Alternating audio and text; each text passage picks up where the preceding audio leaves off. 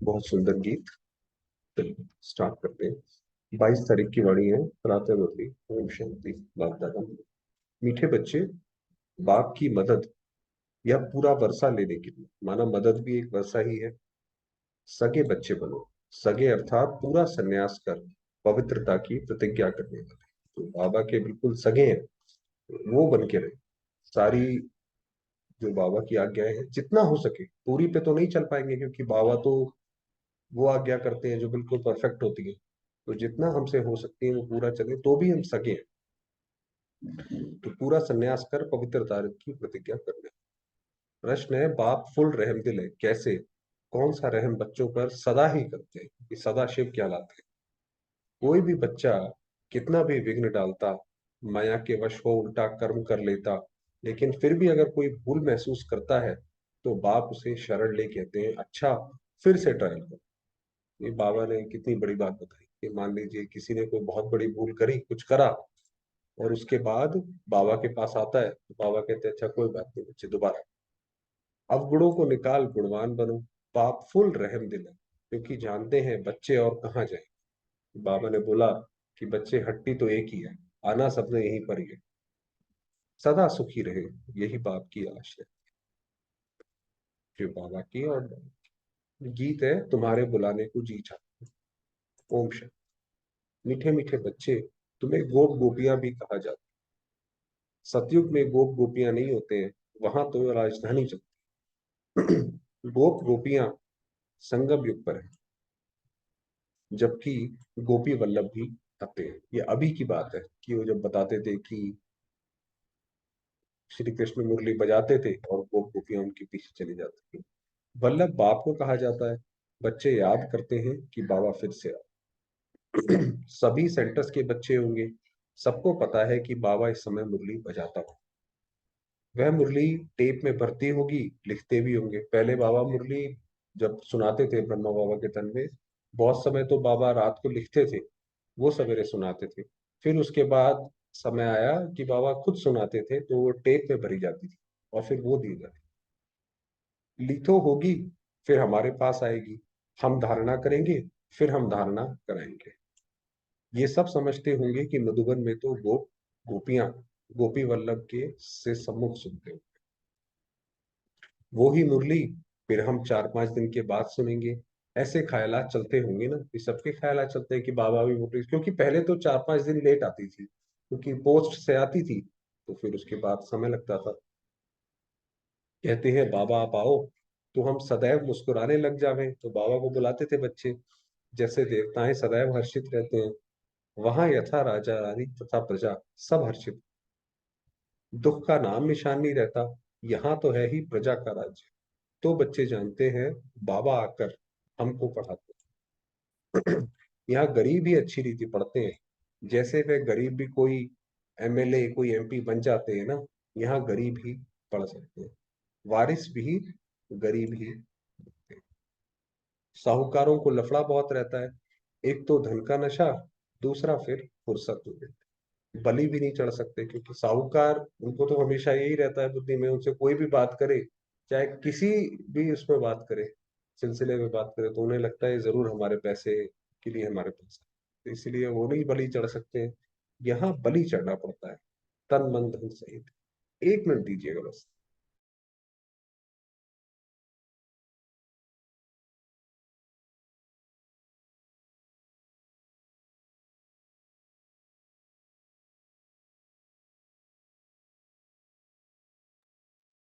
हाँ, तो बाबा कह रहे हैं यहाँ बलि चढ़ना पड़ता है तन मन धन सहित। साहूकारों का हृदय विदीर्ण होता है, फुरना बहुत रहता है, इसलिए गरीब झट बलि चढ़ते हैं। इसमें भी पहले नंबर में कन्याएं जाती है बाबा के पास ज्यादातर, इसीलिए बाबा ने ब्रह्मा कुमारी ही रखा, ब्रह्मा कुमार नाम नहीं रखा। बाबा के पास माताएं कन्याएं बहुत आती हैं।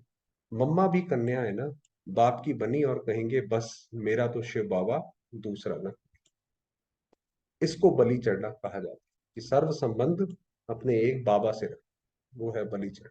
गृहस्थ व्यवहार में रहते हुए जैसे कि वहां नहीं, गृहस्थ व्यवहार में है, सबके साथ अपनी जिम्मेवारी पूरी कर रहे हैं, मगर जैसे कि बुद्धि हमारी ऊपर लगी हुई है, हमारा कोई उनसे संबंध नहीं। बुद्धि में शांति धाम सुख धाम ही बसता है। अब हम जाते हैं स्वीट हो कि बस अब ये चले, अब चले यहाँ से। फिर स्वीट राजाई में गृहस्थ व्यवहार में रहते रचना की भी पालना करनी है, माना जो बच्चे हैं किसी के या कोई जिम्मेवारी है वो करनी है, परंतु श्रीमत से, जो श्रीमत है उस हिसाब से करनी है। श्रीमत तब मिले जब बलि चढ़े। सर्वशक्तिमान के साथ योग लगाने से ही शक्ति मिलती है। बाप का नहीं बनते हैं तो शक्ति नहीं मिलेगी।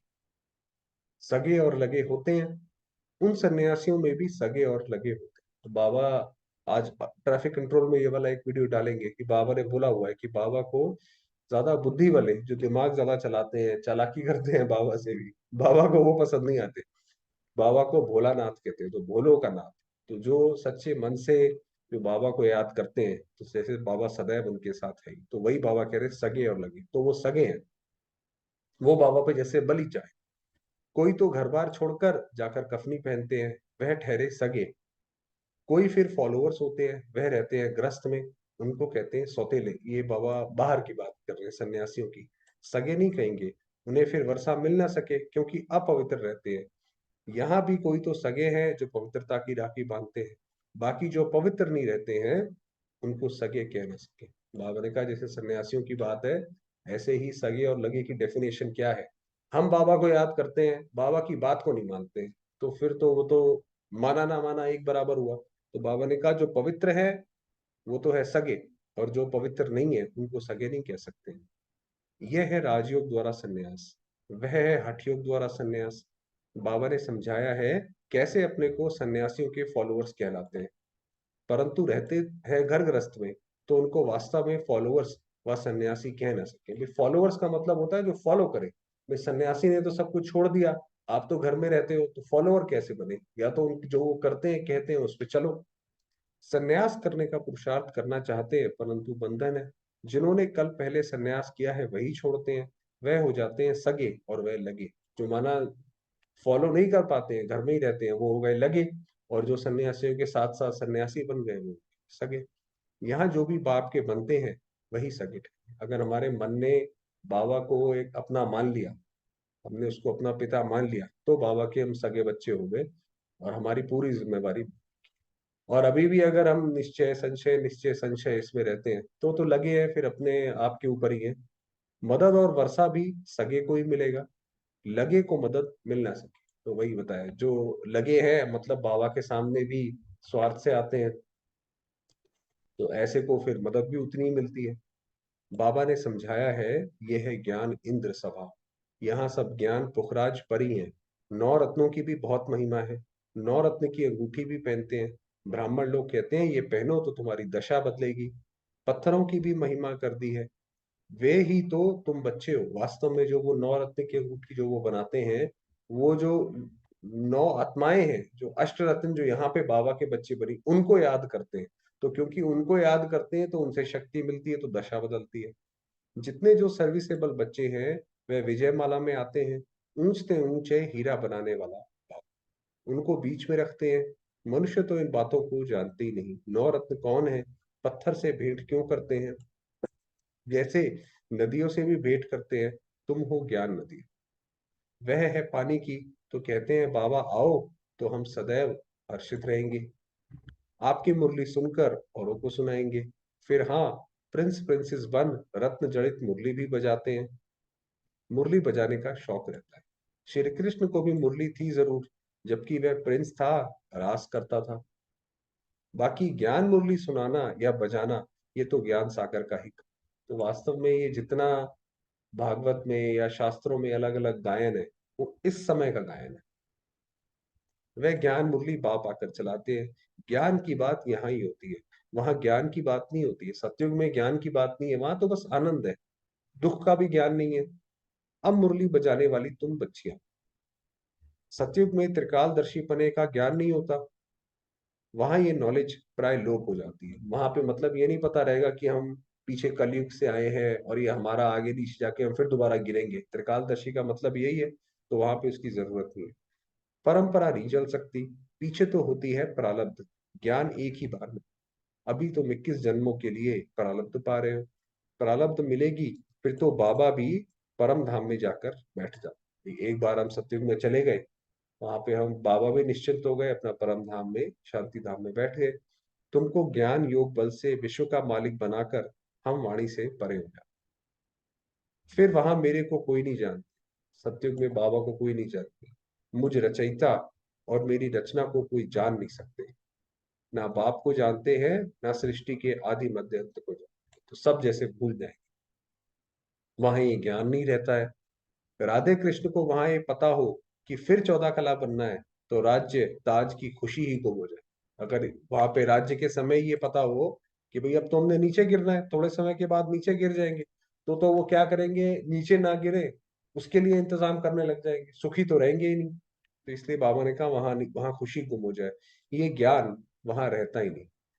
बाप हर बात क्लियर कर समझाते हैं। देखिए ये है ड्रामा की खूबी, कि ये ड्रामा कितनी अच्छी तरह से बना हुआ है। जहां पे जिस चीज की जितने ज्ञान की जरूरत है, वहां पर उतना ही ज्ञान है। तुम भी सन्यासी हो, वे भी सन्यासी है। वो है हठ योग का सन्यास, हठ से। वैसे तो अपने विकारों को काबू नहीं कर पाते हैं, तो हठ से करते हैं। सन्यासी हद का घर बार छोड़ जाते हैं। वहां है शंकराचार्य, और ये है शिवाचार्य। यहाँ पे शिवाचार्य हमारा, शिव बाबा ज्ञान का सागर है ना, उनको आचार्य कहा जाता है। श्री कृष्ण आचार्य नहीं, भगवान शिवाचार्य बैठ तुम बच्चों को समझाते हैं, राजयोग सिखलाते हैं। वह हठ योगी है दुनिया में, वह राजयोग सिखला न सके, ये बेहद का बाप ही सतयुग का राज्य प्राप्त कराने राजयोग सिखलाते हैं। तुम अब बाप के पास आए, अब हम शिवाचार्य के पास आए। वह जन्म बाई जन्म संन्यास लेते हैं, तुम 21 जन्म फिर संन्यास नहीं लेते हो। बस हमने एक ही जन्म, ये थोड़ा सा जन्म, थोड़े से वर्ष इसके निकाल लिए, फिर हम सतयुग में कभी संन्यास नहीं लेंगे, आगे जरूरत ही नहीं पड़ेगी। तुम जानते हो ये पुरानी दुनिया है, हम इसको ठोकर मारते हैं। ये दुनिया तो बस जैसे खत्म हुई की हुई, अब इसमें कोई संबंध, शरीर किसी भी तरीके का रखने का कोई फायदा नहीं। सब दुखी है, सब स्वार्थी है, पतित है। शिव बाबा ने दो प्रकार की यात्रा समझाई है, एक रूहानी यात्रा, दूसरी जिस्मानी। सुप्रीम बाप कहते हैं मैं तुमको यात्रा पर ले जाता हूं। अब जितना जितना हमारी बुद्धि का ताला हर एक का खुलता जा रहा है, वो जैसे सतयुग से दूर और सतयुग, सॉरी, कलयुग से दूर और सतयुग की तरफ बढ़ता जा रहा है। फिर तुम मृत्यु लोक में नहीं आएंगे। बाप है सुप्रीम पंडा, पंडा माना गाइड, उनके बच्चे भी पंडे ठहरे, हम भी पंडे हैं, हम भी गाइड हैं। तुम हो रूहानी पंडे, रूहानी यात्रा कराने वाले। भाई आपने किसी को ज्ञान सुनाया, उसकी भी आपने यात्रा स्टार्ट करा दी। चलो किसी की 1 कदम, किसी की 10 कदम, मगर यात्रा तो स्टार्ट हो गई। ये धारण करने की बातें हैं। बच्चे अच्छी रीति धारणा कर समझाते हैं। कोई फिर ऐसे भी हैं जिनका योग पूरा नहीं रहता, बल ज्ञान की धारणा अच्छी है, योग नहीं ठहरता।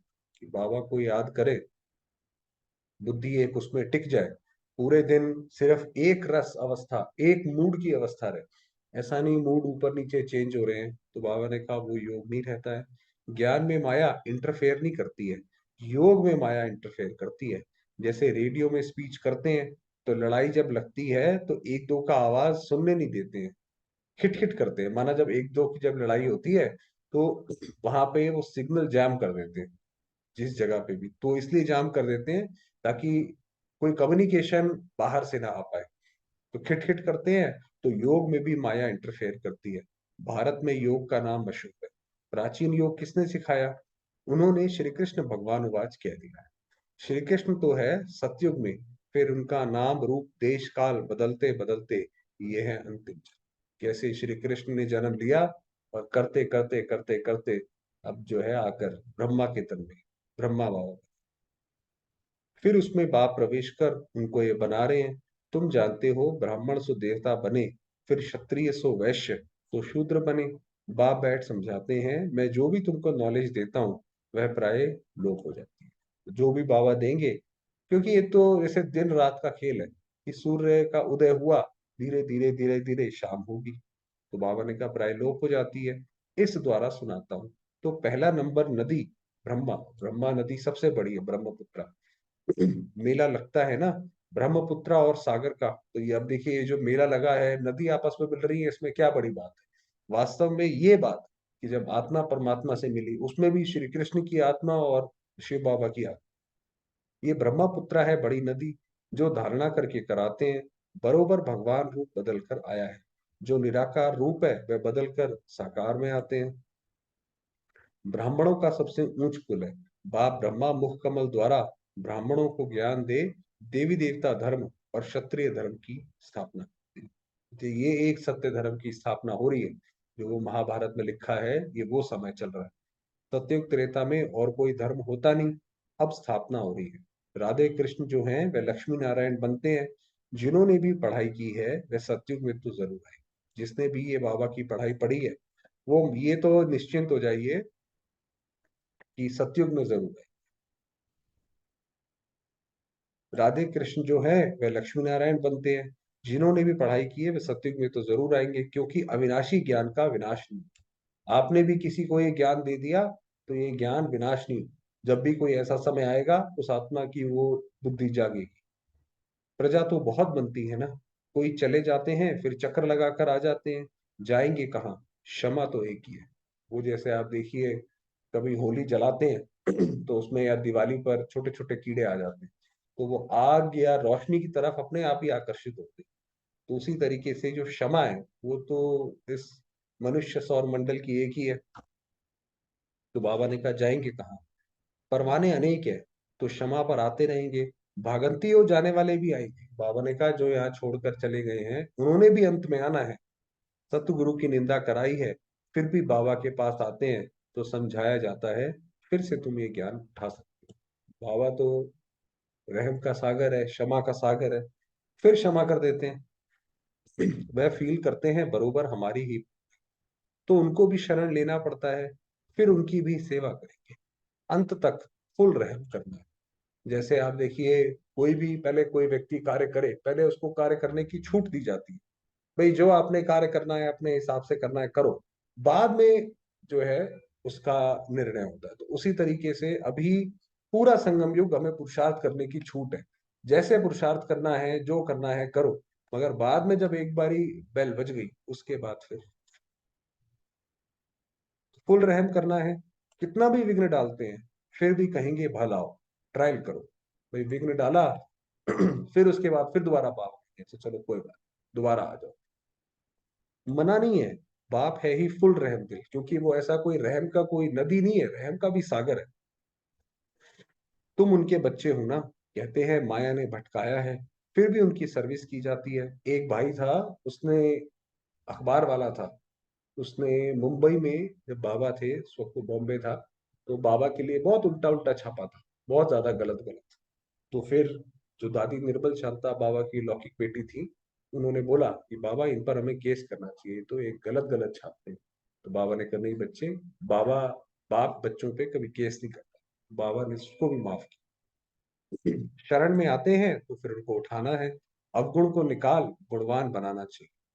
बाप कभी दुश्मन नहीं बन सकता। वही बताया कि बाप, हम भक्ति में पढ़ते थे, उनको गुस्सा आ गया, उन्होंने ऐसा नहीं किया, ऐसा भगवान नाराज हो गए। बाबा ने बोला कि बाप कभी दुश्मन नहीं बन सकता, क्योंकि हम तो उसके बच्चे हैं। और जो कोई ऐसा कर रहा है तो वो बच्चा ही ऐसे ना समझ है, उसको ज्ञान पूरा नहीं है इसीलिए कर रहा है। दुश्मन नहीं बन सकता। बेहद का बाप कहेंगे कि बच्चे सुखी रहो। बाबा हमेशा यही आश देते हैं, बच्चे सुखी रहो। रहम आता है, कहाँ जाएंगे? और कोई जगह है नहीं जहां बाप से वर्षा ले सके। बाप सब बातें समझाते हैं। बहुत नहीं धारणा कर सकते हैं तो फिर थोड़ा ही से, चलो थोड़ा थोड़ा करो। अच्छा, मन मना, मन को एक बाबा में लो। बाप की याद में रहो। आत्मा का सुधर्म है शांत। अटेंशन प्लीज, सावधान। अपने बाप को याद करो कि इस योग में अटेंशन रख, सावधान सावधानी से बाबा को याद करो। बाप को याद करने से वर्षा जरूर याद आएगा। ऐसा हो नहीं सकता वर्षा याद ना आए। बाप और वर्षे को याद करने से तुम जीवन मुक्त बनते हो। कितनी सहज बात है। नाम ही रखा है सहज राज। योग कहने से ही गूंजते हैं। ये तो बाप को याद करने। आज देखिए योग के लोग कितनी अलग अलग परिभाषा और कितना मुश्किल उसको बनाते हैं। ये विजुलाइज करो, ऐसा विजुलाइज करो, इस रंग की किरणें आ रही हैं, उस रंग की किरणें आ रही हैं। भाई बहनों के सवाल आते हैं कि परम धाम में याद करें कि सूक्ष्म वतन में याद करें कि यहीं से याद करें। बाबा ने कहा ये योग योग कहने की जरूरत नहीं है, सिर्फ बाबा को याद कर। कहीं पे भी कैसे भी बाबा को याद करोगे उसका फल मिलेगा। बाबा कहते हैं, अरे बच्चे तुम बाप को भूल जाते हो, जिस बाप से हीरे जैसा जन्म मिला है तुम उनको भूल जाते हो। लौकिक बाप को कब भूलते हो? लौकिक बाप तो भूलता नहीं। अब बाबा ने कितना अच्छा बताया, कभी लौकिक बाप के लिए कहते हैं कि बताओ जी कहाँ उनको याद करना है, कि घर में याद करना है, कि ऑफिस में याद करना है, कि दफ्तर में याद करना है।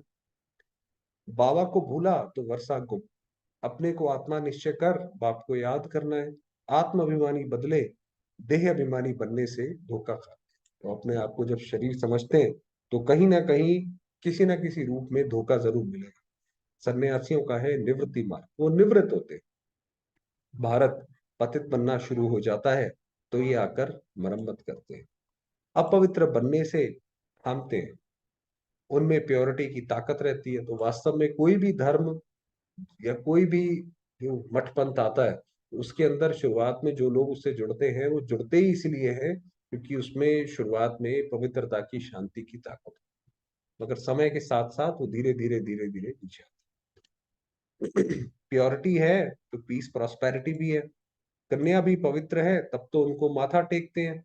तो कन्या जब तक देखिए उसकी शादी नहीं हुई है तो वो उसको पैर छूना अलाउड नहीं होता, सारे उसके पैर छूते हैं। कि हिंदुओं में तो कितने त्योहार होते हैं जिनमें कन्याओं को बुला के सम्मान करते हैं। और वही कन्या ने अगर शादी कर ली, पूरे ससुराल के भी पांव छुएगी, सब कुछ करती रहेगी। देवताएं पवित्र हैं तो सब उनको माथा टेकते हैं। सतयुग में माथा टेकने की बात, सतयुग में ऐसा नहीं है कि किसी किसी के सामने माथ, क्योंकि अपवित्र कोई है ही नहीं है। वहां की तो प्रजा भी बहुत अच्छी है क्योंकि सब पवित्र रहते हैं। अपने दर्पण में देखना चाहिए कि हमारे में कोई भूत तो नहीं है। लायक बने हैं लक्ष्मी नारायण को वरने के, कि हमें लगता है हम लक्ष्मी को, नारायण को, क्योंकि वहां तो प्रजा भी यथा राजा रानी तथा प्रजा है। तो जैसा राजा वैसी प्रजा है। तो वहां पे क्या हम लक्ष्मी नारायण को वर सकते हैं? हम उसके लायक हैं? या हम हमें देखने जाए और वो रिजेक्ट मार दे? अपने को लायक बनाना है। तुम बच्चे जानते हो ऊंचते ऊंचे शिव बाबा, ब्रह्मा विष्णु शंकर और लक्ष्मी नारायण आदि सबसे शिव बाबा ऊंचा, सबसे ऊंचा एक बाबा, एक शिव बाबा ही हीरे जैसा है। बाकी इस समय सब तमो प्रधान कौड़ी जैसे हैं। महिमा सारी एक बाप की ही, सारे सृष्टि को स्वर्ग बनाना ये बाप का ही काम। अभी देखिए कैसे कैसे अभी मनुष्य, उनकी आदतें, बिल्कुल घोर कलयुग। हर चीज में जहां पे भी जितना कोई किसी का नुकसान कर सकता है, स्वार्थ से रह सकता है, वो रह रहा है। ऐसी आत्माओं को बाबा स्वर्ग में ले जाता है और देवता बनाता है। बाबा ने कहा ये बाबा का काम है। अच्छा, मीठे मीठे से खिलते बच्चों प्रति माता पिता बाप दादा का याद प्यार और गुड मॉर्निंग। रूहानी बाप की रूहानी बच्चों को नमस्ते। हम रूहानी बच्चों की रूहानी बाबा को याद प्यार और नमस्ते। आज अमृत वेले भी बाबा ने यही बोला था। जो हमने मुरली पढ़ी थी उसमें बाबा ने कहा था कि अपने को कभी अकेला नहीं समझो, ऐसा समझो मैं शिव शक्ति बाबा के साथ कंबाइंड हूँ और निश्चिंत रहो। बाबा ने कहा चाहे प्रकृति चाहे व्यक्ति, कोई भी आपको हाथ नहीं लगा सकता, एक कदम दूरी पर भी रुक जाएगा। बहुत अच्छी जो क्लिपिंग्स है थोड़ी उसमें डाली है। धारणा के लिए मुख्य सार है, बाप पर पूरा बलि चढ़, बाप का सगा बच्चा बन, बाप से पूरा वर्षा लेना है, पूरा पवित्र बनना है, तभी बाबा की पूरी मदद मिलेगी। अपने को दर्पण में देख, भूतों को निकाल, गुणवान बनना है। बाप की मुरली सुन, धारण कर, औरों को कर। वरदान, परमार्थ के आधार पर व्यवहार को सहज बनाने वाले भाग्यवान आत्मा। कई बार ये भाई बहनों का सवाल आता है कि हम ऑफिस में रहते हैं कैसे रहे, क्योंकि उनकी बातें अलग हैं, उनके साथ अब घुल मिल नहीं सकते हैं। ऑफिस के साथ भी घुलना मिलना जरूरी होता है। तो बाबा ने कहा परमार्थ, कि परमार्थ के आधार पर उनसे घुलो मिलो, सब कुछ व्यवहार करो तो आपका सिद्ध हो जाएगा। आधा कल्प व्यवहार में, भक्ति में, धर्म के क्षेत्र में सबने मेहनत करी, क्योंकि हर जगह जहाँ पे भी आप जाओ तो उनके हिसाब से अलग अलग तरीके से चलना पड़ता है, तो मेहनत है। और अभी मेहनत से छूट गए। अभी व्यवहार भी परमार्थ के आधार पर सहज हो। भाई आप किसी से मिल रहे हो, आप ये समझो हमें इसकी सेवा करनी है, उस हिसाब से उसके साथ मिलो। निमित्त मात्र कर रहे हो, निमित्त मात्र करने वाले को सदा सहज अनुभव, अभी करने वाला शिव बाबा है। हमने तो जैसे एक डाकिये की तरह उसका मैसेज जो है आगे इनको देना है, मैसेंजर बन के दे दो। व्यवहार नहीं है लेकिन खेल है, माया का तूफान नहीं है लेकिन ड्रामा अनुसार आगे बढ़ने का तोहफा है। बहुत अच्छी बात बताई कि माया का तूफान अगर किसी के सामने आता है तो समझो नेक्स्ट क्लास में चले गए, है जी। तो पढ़ने का तोहफा है, तो मेहनत छूट गई ना। ऐसे मेहनत से अपने को बचाने वाली श्रेष्ठ भाग्यवान आत्मा हो, इसी स्मृति में। तो खेल खेल में सारा काम करते रहो। इसी का अर्थ है कि वो जो बताया, गोप गोपियां मुरली की धुन में नाचती रहती थी, तो इसी मुरली की धुन में, जो मुरली में बताया, उसी की धुन में नाचते रहो। स्लोगन है, जीवन में मधुरता का गुण धारण करना ही महत्व है। मधुर रहो, जैसे बाबा ने भी बताया कि बाबा हमेशा माफ कर देते, चलो कोई नहीं, ठीक है बच्चे, दोबारा कर, दोबारा ट्राई, मधुर रहो। किसी के प्रति राग द्वेष क्या करने की जरूरत है, कोई जरूरत। चलो थोड़ी देर बाद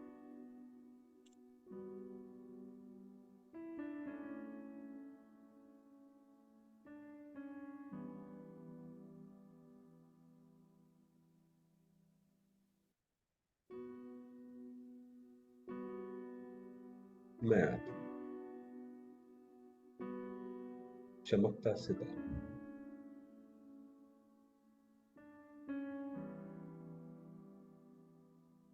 परम पूज्य,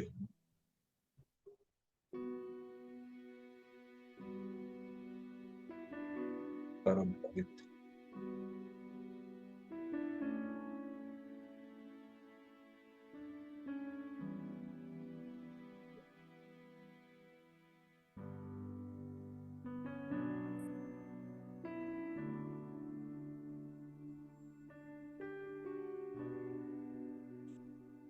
शांति की किरणें चारों ओर फैला दी।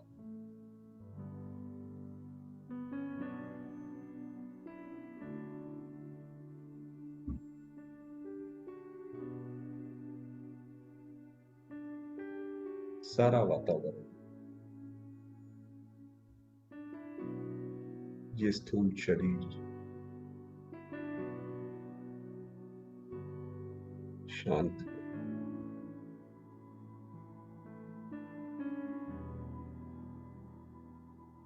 पवित्र,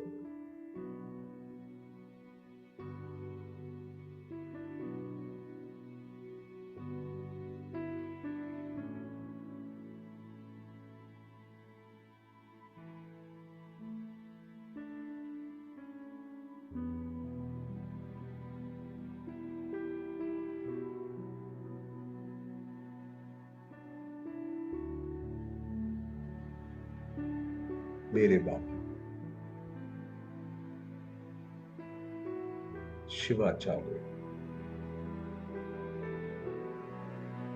विश्वेश्वर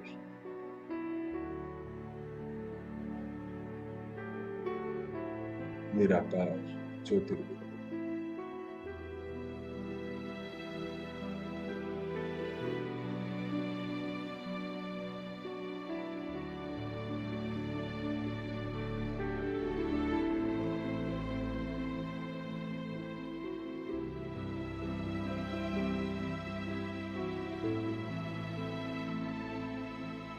मैं आत्मा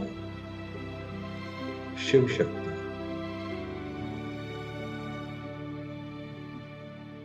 उनकी किरणों के नीचे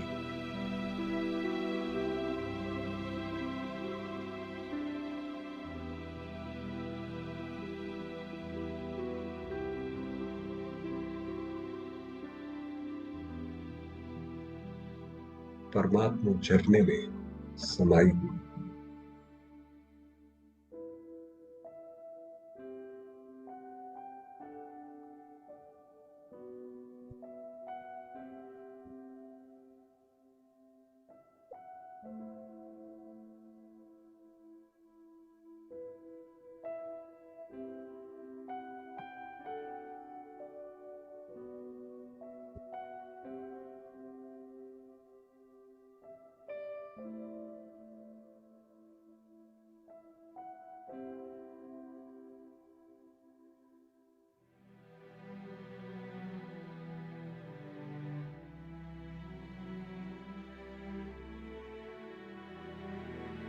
शिव के साथ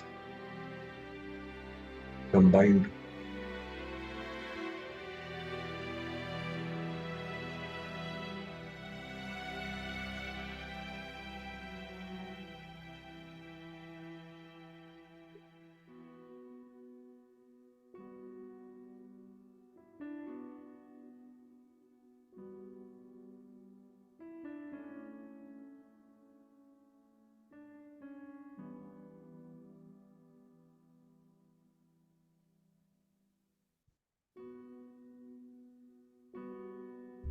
अनुभव करेंगे।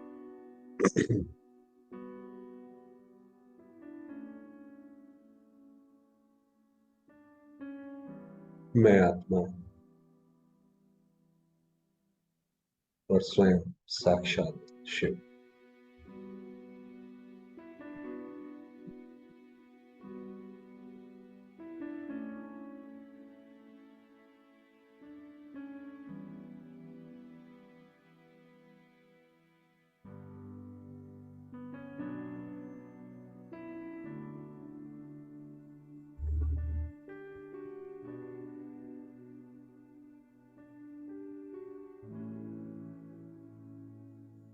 हम्म, शिव।